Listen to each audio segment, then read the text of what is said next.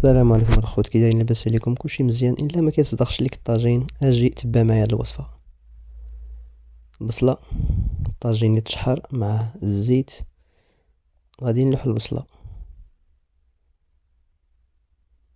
من بعد غادي ندير اللحم والعطريه مع الربيع مع الثومه. غنخليهم يتشحروا كاملين. العطريه هي هذيك اللي كتشوفوا، خرقوم، البزار، ملحه، سكنجبير، الربيع، الثومه. كيف ما كتشاهدوا الخوت، نسد على الطاجين ديالي تشحر ليا.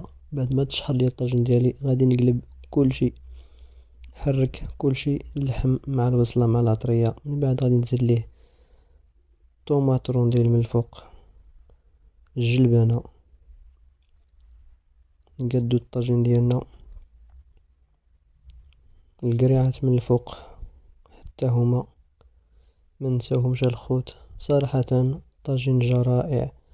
غنزوقو بهاديك مطيشه من الوسط رونديل اللي عطاتها واحد المذاق رائع مع زويتينات حتى هما زوينين. كنتمنى الطاجين يعجبكم الخوت. شويه ديال الربيع من الفوق، شويه ديال الملحه ما نساوهاش حتى هي الخوت. غنسدو على الطاجين ديالنا باش يطيب غير بشويه ونقصو عليه العافيه. هذا هو الطاجين ديالي بعد ما طاب ليا الخوت. نتمنى الفيديو يعجبكم الخوت، ونتمنى تجربوا الوصفه، راها جات رائعه مع هاد البرد هذا. غتعجبكم ان شاء الله. تحياتي لكم الخوت، ودوزو بخير في فيديو جديد ان شاء الله.